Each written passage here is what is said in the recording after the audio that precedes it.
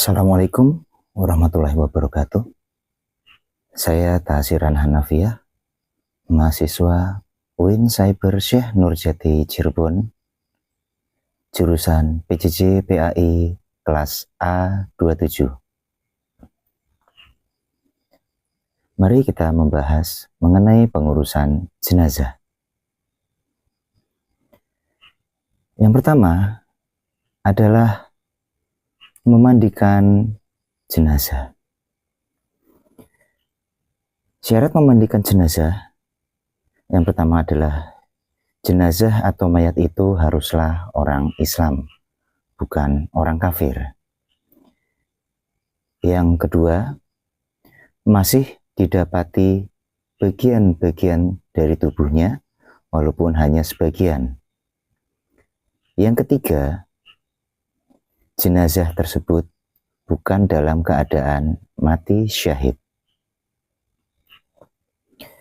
Yang berhak untuk memandikan jenazah adalah bagi laki-laki yang memandikan adalah laki-laki, dan bagi perempuan yang memandikan juga adalah dari orang perempuan, atau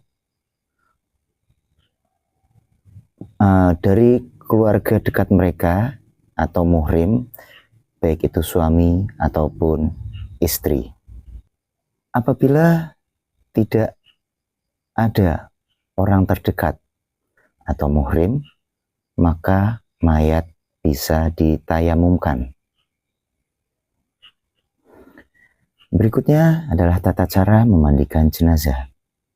Yang pertama, jenazah harus diletakkan di tempat yang lebih tinggi dan menutupi auratnya dengan menggunakan kain basahan. Berikutnya, sebelum mulai memandikan jenazah, kita mulai atau mengawali dengan membaca basmalah. Dalam memandikan jenazah, diusahakan dengan bilangan ganjil atau 3 siraman, yang mana siraman pertama adalah dengan menggunakan sabun atau daun bidara bila ada.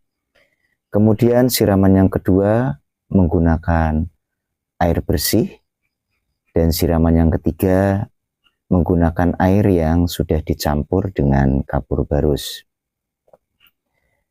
Lalu dalam memandikan jenazah, diutamakan membasuh anggota wudhu terlebih dahulu, yang kemudian baru dilanjutkan membasuh bagian tubuh yang sebelah kanan, lalu dilanjutkan yang sebelah kiri. Urutlah bagian dari perut jenazah agar kotoran yang ada di dalam perutnya keluar, kemudian dibersihkan. Dan syarat yang paling penting adalah air yang digunakan haruslah air yang suci dan mensucikan. Berikutnya, setelah dimandikan, adalah mengkafani jenazah. Tata cara mengkafani jenazah yang pertama adalah menggunakan kain yang berwarna putih. Kain kafan ini sekurang-kurangnya itu adalah 1 lapis, atau secara sunahnya untuk laki-laki kain kafan ini adalah 3 lapis, di mana yang 2 lapis itu digunakan untuk baju dan sarungnya, sementara yang lapis terakhir itu digunakan untuk membungkus seluruh tubuhnya. Sementara bagi perempuan menggunakan 5 helai, yang mana yang 3 helai digunakan sebagai baju atau menutup bagian atas, lalu digunakan untuk menutup bagian bawah, dan juga digunakan untuk menutup bagian kepala. Sementara 2 helai yang lain digunakan sebagai pembungkus tubuh secara keseluruhan. Apabila ada jenazah yang sedang melakukan haji, maka jenazah tersebut tidak boleh diberi wewangian atau harum-haruman, dan jangan pula diberi penutup kepala. Nah, kain yang digunakan atau kain kafan yang digunakan haruslah dalam keadaan bersih dan juga bahan yang tidak berlebih-lebihan atau bukanlah barang yang mahal harganya. Berikutnya, setelah jenazah dikafani, kita melakukan sholat jenazah. Syarat dari sholat jenazah itu harus dalam keadaan suci dari hadas dan najis, baik itu badan, pakaian, maupun tempat sholatnya. Yang kedua, jenazah yang sudah dimandikan dan dikafani harus diletakkan di bagian kiblat dari orang yang mensolati. Berikutnya adalah rukun dalam pelaksanaan sholat jenazah. Yang pertama tentu saja niat. Berikutnya, orang yang sholat jenazah melakukannya dalam keadaan berdiri jika dia mampu. Yang ketiga, setelah takbir pertama itu adalah membaca surat Al-Fatihah.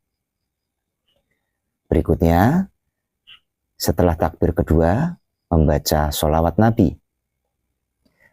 Lalu dilanjutkan takbir ketiga, dan setelah itu membaca doa jenazah. Yang keenam adalah takbir keempat, yang kemudian setelah itu dilanjutkan membaca doa bagi mereka yang ditinggalkan oleh jenazah. Yang terakhir, yang ketujuh adalah salam. Pengurusan jenazah yang terakhir adalah menguburkan jenazah. Dalam menguburkan jenazah, ini tentunya yang pertama kali adalah harus menyediakan lubang kubur dan liang lahatnya. Cara menguburkan jenazah yang pertama, masukkan jenazah ke dalam lubang kubur sambil membaca doa.